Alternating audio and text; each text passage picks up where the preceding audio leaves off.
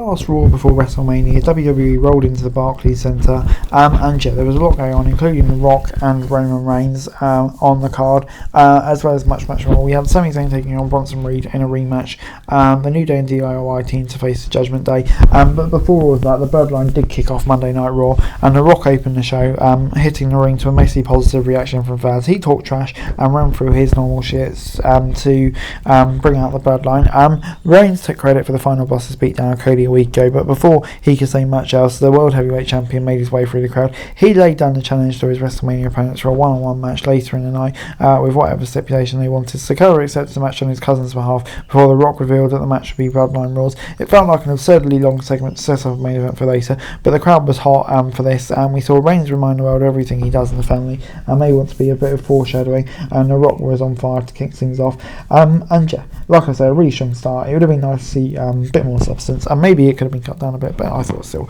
really good fun. Before it was time for that multi-way tag match ahead of the match at the Pape, and the first hour of Raw was interrupted, but the 8-man tag match with the New Day and DIY taking on the Judgment Day was still short-changed in time. An action-packed opener highlighted the teams involved. But yeah, I think it was so fast, it was difficult to really get invested into it too much when Priest flattened Tommaso Ciampa with the Rangers as to score the win. If anything, the outcome at least suggests that the Judgment Day will not be leaving Philadelphia with the titles, as they go over and out on the show, and they typically falter at the pre-LA. But yeah, I thought this was a pretty fun match throughout, and overall gets a rating of 7 out of 10 from me. Before it's time for Sami Zayn versus Big Bronson Reed, Zayn sought to avenge his defeat at the hands of Bronson Reed as the two clashed in a singles competition. Earlier he filmed a training vignette with Chad Gable, who he recruited to help him prepare for his WrestleMania 40 match against Gunther. Reed cut out the former tag champion off at every turn before missing a tsunami attempt, and before Zayn could capitalise, Gunther appeared and dragged and battered and Keaton Gable onto the stage. Gunther attacked Zayn too, leaving him reading as the segment came to a close. The match was solid as the angle was even better, and the stage is set for Zayn to turn heel to get the win, in another emotional match at the grandest stage of them all.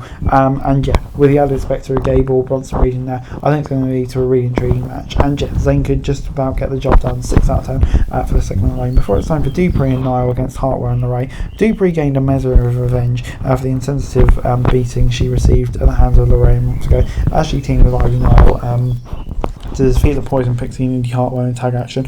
Dupree picked up the win for her team with a roll up on Hartwell after a miscommunication. After the match, LeRae blamed Hartwell for leading the match, hinting at issues between the two of them moving forward. And yeah, it'd be interesting if this leads to a split between the two of them, or if Hartwell goes heel. I feel it could go either way, but yeah, definitely intrigued to see what happens.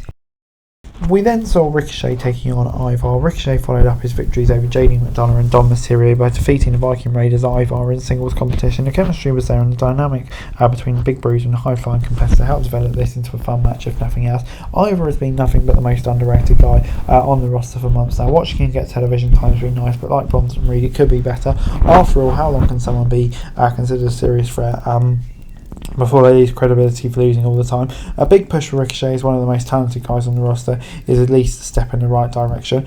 So yeah, gets 6 out of 10 from me. Like I say, big win for the Rick, and yeah, he's definitely building momentum, but yeah, just a question over what's happening with Ivar at the moment. Before an enraged Becky Lynch called out the Women's World Champion Rhea Ripley, only to be interrupted by Raw GM Adam Pearce and a group of security guards. As is typically the case, the competitors brightly attempt to keep them apart and ended the segment with a man wiping the security team and Ripley out with a Plachana from the top rope. The guards eventually recovered and separated the women to close the segment. This is a short, sweet feud for the spotlight for the feud, which is heating up at the right time and should produce one of the best matches of the WrestleMania 40 card with the competitors involved. So yeah, for me this went really nicely, good stuff.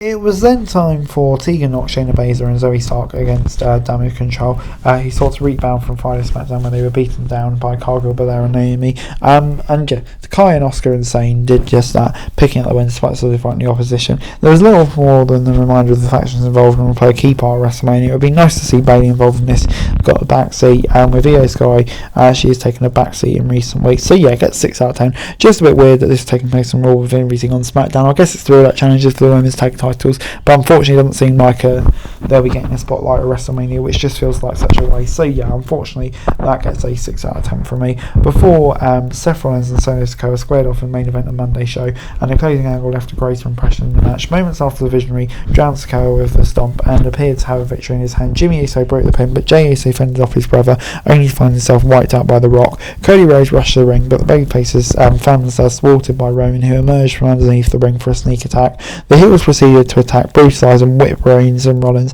out of the weight it was all standing tall to close the show. This delivered a ton of heat for the Bloodline and put the focus on the main event on Saturday. Unfortunately, it did so at the expense of Reigns v Rollins.